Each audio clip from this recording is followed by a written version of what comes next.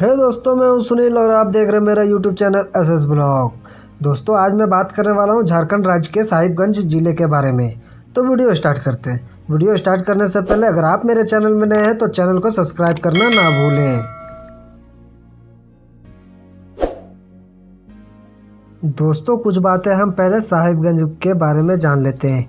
साहिबगंज के रूप में भी जाना जाता है। झारखंड राज्य भारत के साहिबगंज जिले के साहिबगंज उपखंड में निर्मल गंगा और मजबूत पहाड़ियों के साथ एक सुंदर शहर है। यह साहिबगंज जिले, साहिबगंज अनुमंडल और साहिबगंज सामुदायिक विकास खंड के लिए मुख्यालय के रूप में कार्य करता है।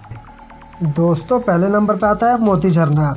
मोती झरना साहिबगंज जिले में राजमहल पहाड़ियों के एक सुरमई ग्लेन के शीर्ष पर सबसे मनोरम झरना है। एक छोटी पहाड़ी धारा का पानी चट्टान के दो किरणों पर गिरता है। मोती झरना 50 से 60 फीट ऊंचा है। यह साहिबगंज पास पर महाराजपुर रेलवे स्टेशन से लगभग 2 मील 3.2 किलोमीटर की दूरी पर है। मोती झरना से साक्षर व्यक्तियों की कुल संख्या 14 से 12 थी। मानचित्र गंगा के किनारे से चलने वाली राजमहल पहाड़ियों के साथ एक पहाड़ी क्षेत्र को दर्शाता है। दुमका जिले में नक्शे में आच्छादित क्षेत्र से परे चरम उत्तर से दक्षिण में फरका मानचित्र पर अंकित है और यहीं पर पश्चिम बंगाल के अंदर ही फरका बैराज है। राजमहल कोयला क्षेत्र को मानचित्र में दिखाया गया है। पूरा क्षेत्र शहरीकरण की केवल छोटी मोटी जेबों का साथ ग्रहण है। दोस्तों, दूसरे नंबर पर आता है शिवगाड़ी धाम। शिवगाड़ी धाम झारखंड का दूसरा बाबा धाम के नाम से प्रसिद्ध बाबा गजेश्वर नाथ धाम। शिवगाड़ी एक दर्शनीय और पौराणिक पूजनीय मंदिर है जो प्राकृतिक सौंदर्य, राजमहल की पहाड़ियों में मनोरम दृश्य एवं झरझर गिरते झरने की नैसर्गिक सौंदर्य के बीच एक गिरी गुफा मंदिर है।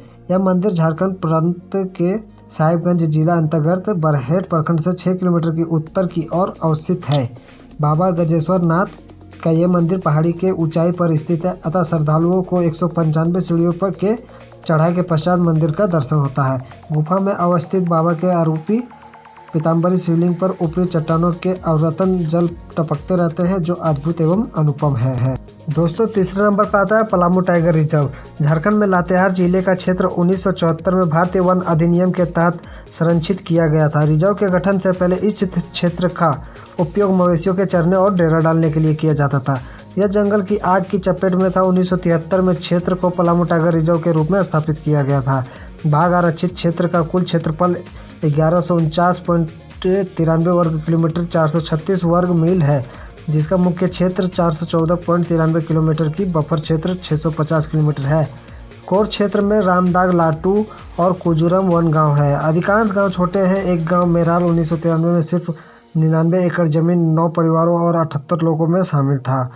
1993 में बफर क्षेत्र में 45 गांव थे और रिजर्व की परिधि में लगभग 60 और 2012 तक की संख्या 136 गांवों तक बढ़ गई थी, जो पलामू टाइगर रिजर्व के बफर क्षेत्र नियमों के तहत आते हैं।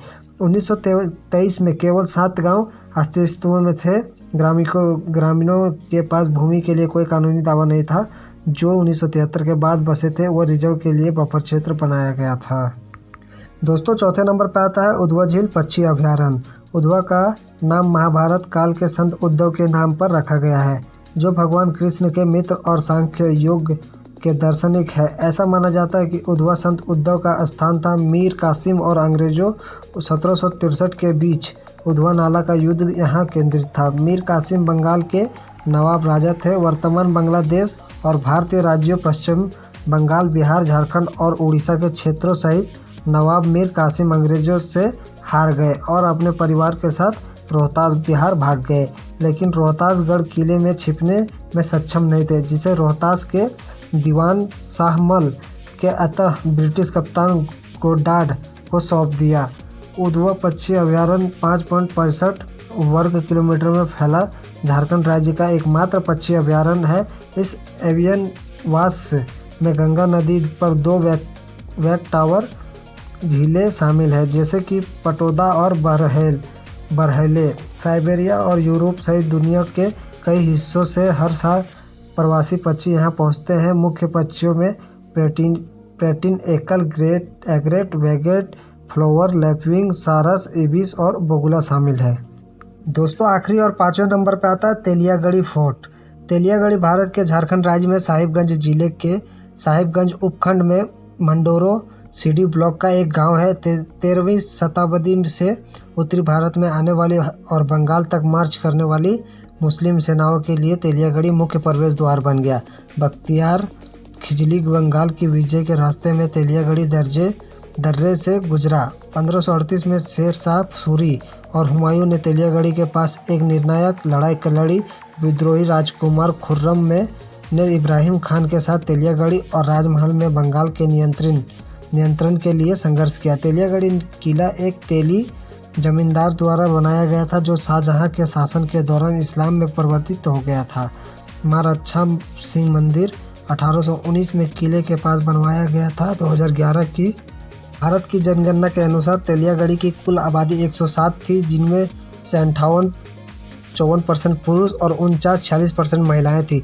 0 से 6 वर्ष की आयु में जनसंख्या 19 थी। तेलियागढ़ी में साक्षर व्यक्तियों की संख्या 46, 6 वर्ष से अधिक जनसंख्या का 52.27% थी। है दोस्तों, इसी के साथ वीडियो को समाप्त करता हूं और मिलते हैं अगले वीडियो पे। वीडियो पसंद आए तो लाइक, शेयर और सब्सक्राइब करना ना भूलें।